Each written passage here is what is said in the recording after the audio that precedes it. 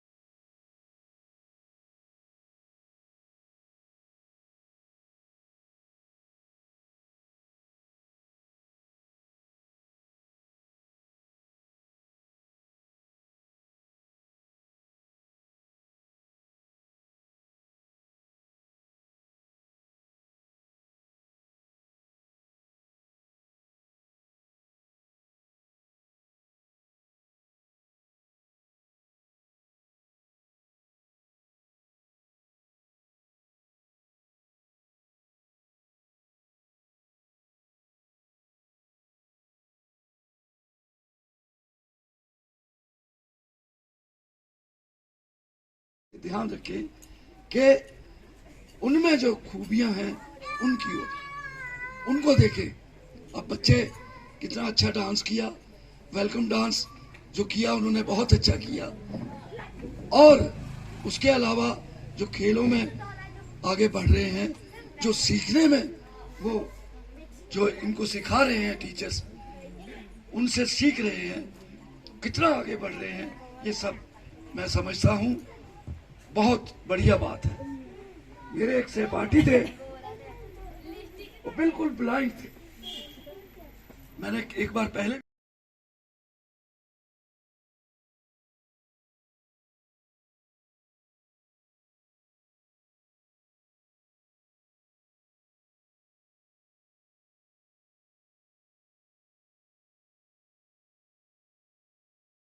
मैं घर पे रहती थी, लेकिन बाद में जब सूर्योदय स्कूल शुरू हुआ उसके बाद मैंने यहाँ आना शुरू किया है। यहाँ पे आके काफी कुछ सीखा है मैंने, बहुत सारी ट्रेनिंगों में हिस्सा लिया और सारा काम मतलब अच्छे से सीख लिया। हाँ जी बिल्कुल, सिखाती भी हूँ, सिखाऊंगी आगे भी। Thank you. काफी सारे लोग बोल रहे थे, मेरे जो रिश्तेदार है उनके सारा फोटो लगा हुआ है यहाँ वहाँ, तो बहुत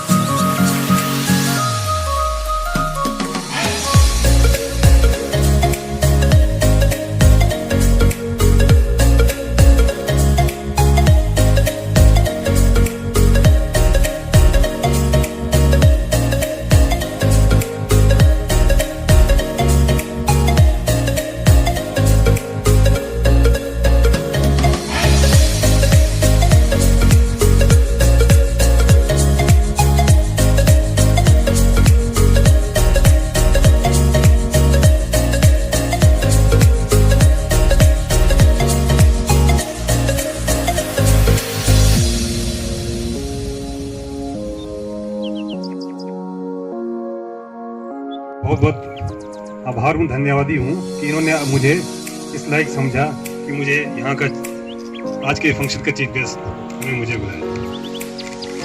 तो इससे पहले कि मैं कुछ कहूँ, यहाँ के जो बच्चे हैं इतने टैलेंटेड हैं कि मेरे पास शब्द नहीं है कुछ, जो कि आपने खुद देख लिया है ना। सोनू है, फिर तुषार है, निखिल जी हैं, है ना।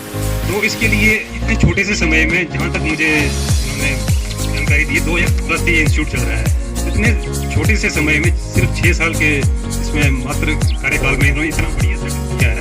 इसके लिए विशेष रूप से इनको बहुत बहुत बधाई और जोरदार तालियां हो जाएं इनके लिए।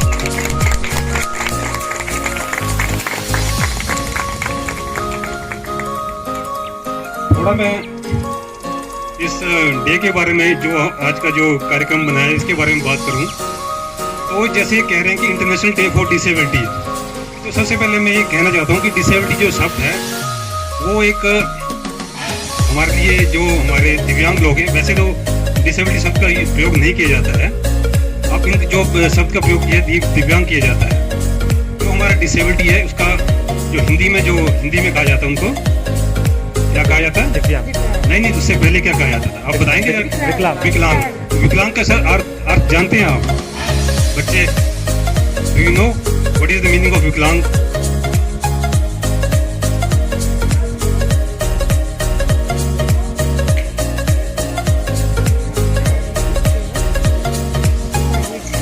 विकलांग का मतलब जिसका अंग विकल हो जाए, है ना, जो डिसेबल कुछ नहीं कर सकते। लेकिन ऐसा नहीं है, जो विकलांग शब्द है अब वो ऑब्सोलीट है, अब वो नहीं कहा जाता, अब कहा जाता है दिव्यांग या स्पेशली एबल्ड, विशेष रूप से सक्षम। वो अक्षम नहीं है बल्कि सक्षम है। वो भी कैसे है? विशेष रूप से सक्षम है। जैसे कि आप देख ही रहे हैं, इतने बच्चे अच्छे टैलेंट, तुषार है, सोनू है, कहाँ इतना अच्छा। पहले इनके माता पिता बता रहे हैं कि पहले कुछ नहीं करते थे, ऐसे आवारागर्दी करते थे, कहीं चले जाते थे, तोड़ करते थे, लेकिन आज ये अपने मतलब सेटल हो गए हैं। सोनू ने तो शादी तक कर ली है ना। तो ऐसा नहीं है। तो अच्छा, ये इसके बारे में थोड़ा मैं बताना चाहूंगा आपको। जो international day for person with disability, ये वर्ष 1992 से लगातार मनाया जा रहा है, ठीक है। यूनाइटेड नेशन ने 1992 में इस दिवस का जो है, इसको हम 3 दिसंबर को मनाते हैं। और इनके लिए जो स्पेशल हमारे बच्चे हैं, इनके लिए एक एक्ट बनाया गया था 1995 में, पर्सन विद डिसेबिलिटी एक्ट 1995, ठीक है। उस एक्ट में इनके जितने भी मौलिक अधिकार हैं, इनके जितने भी डिग्निटी से, मतलब ये डिग्निटी से रह पाए, बाकी लोगों के, जो हमारे जो बिल्कुल स्वस्थ लोग हैं उनकी तरह ये अपना जीवन व्यतीत कर पाए, इनके लिए जो भी अधिकार हैं, उन अधिकारों का कोई हनन ना हो और उनका पालन हो, तो उसके लिए ये एक्ट बनाया गया था, पीडब्ल्यूडी एक्ट 1995 में। वर्ष 2016 में केंद्र सरकार ने इस एक्ट को अमेंड करके 2016 का पीडब्ल्यूडी एक्ट 2016 बनाया गया।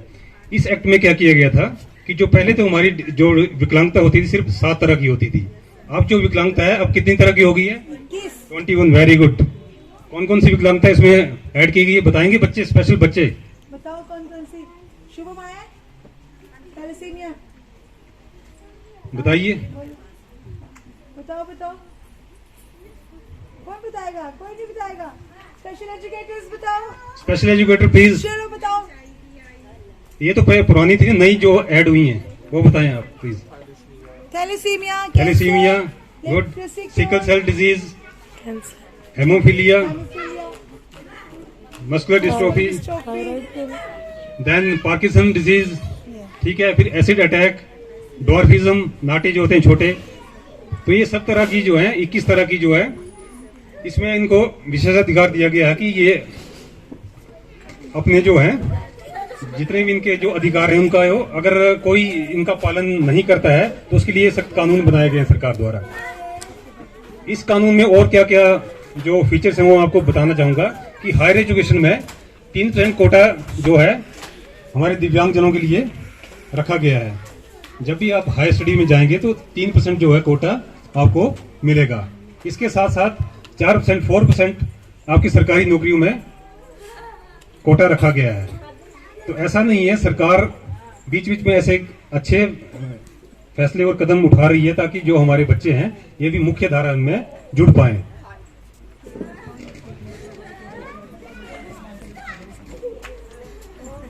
ठीक है जी। इसके साथ साथ जैसे कि मुझे बताया गया है कि ये इंस्टीट्यूट जो है बहुत बढ़िया काम कर रहा है और इनकी जो बिल्डिंग है वो इस महीने के अंत तक ये खाली करने के आदेश आ गए हैं।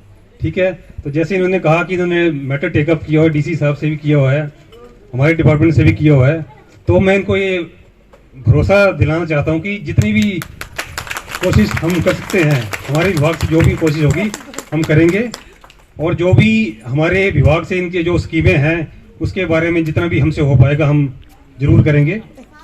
इसके साथ साथ मैं अपना थोड़ा विभाग द्वारा जो हमारी स्कीमें चलाई जाती हैं उसके बारे में थोड़ा सा बताना चाहूँगा आपको। तो दिव्यांग लोगों के लिए सबसे पहले तो हमारी समाज सुरक्षा पेंशन चलाई गई है जी। उसके लिए पात्रता तो आपको सबको मालूम है कि इसके बेंचमार्क डिसेबिलिटी 40% चाहिए। अगर आपकी डिसेबिलिटी 40% है, वो भी आपकी परमानेंट होगी, तब सरकार द्वारा हर महीने पेंशन दी जाती है 1150 रुपये। ठीक है, और जो 70 साल के हमारे जो दिव्यांग हैं उनको 1700 के हिसाब से पेंशन दी जाती है। ये पेंशन जो है क्वार्टरली दी जाती है, हर 3 महीने बाद उनके खातों में चली जाती है, बैंक खातों और पोस्ट ऑफिस के अकाउंट में। इसके साथ हमारी एक और स्कीम है स्कॉलरशिप, डिसेबल स्कॉलरशिप। जो भी हमारे बच्चे पढ़ाई कर रहे हैं स्कूल में, चाहे वो सरकारी स्कूल में पढ़ाई कर रहे हैं या प्राइवेट स्कूल में पढ़ाई कर रहे हैं, इन सबको छात्रवृत्ति प्रदान की जाती है। साल के 10 महीने की छात्रवृत्ति प्रदान की जाती है। 2 महीने की इसलिए नहीं देते कि 2 महीने की छुट्टियां रहती है, तो ये 10 महीने अलग अलग रेट्स पे दी जाती है। ऐसा नहीं है कि बच्चा 10th हमें 10th तक देते हैं, आगे भी जैसे कोई प्रोफेशनल कोर्स करना चाहता है, आफ्टर 12th को MBBS करना चाहता है, कोई बीटेक करना चाहता है या कोई डिप्लोमा करना चाहता है, तो उसके लिए अलग अलग रेट्स हैं। डे स्कॉलर्स के लिए अलग हैं और हॉस्टल्स के लिए अलग रेट हैं। ठीक है जी। इसके अलावा हमारा विभाग जो है एक कंप्यूटर कोर्स करवाता है, ठीक है जी, PGDC और DC का, तो उसमें भी इन लोगों के लिए कोटा रखा हुआ है।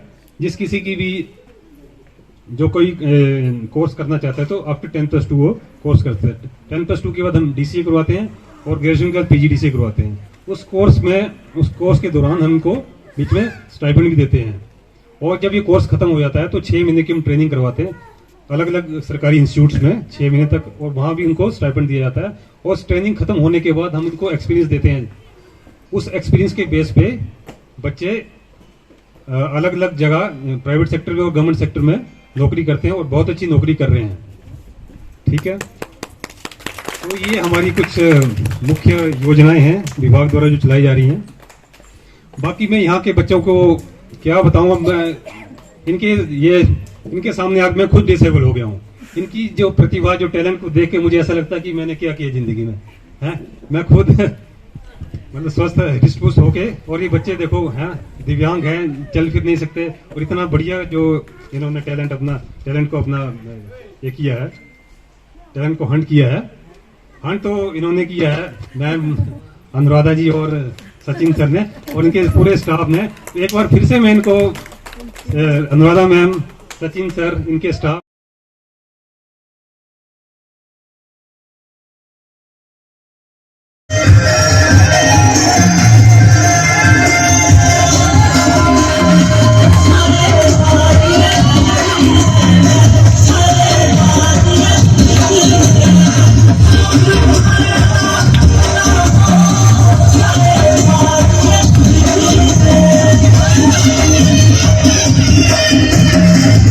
Thank you.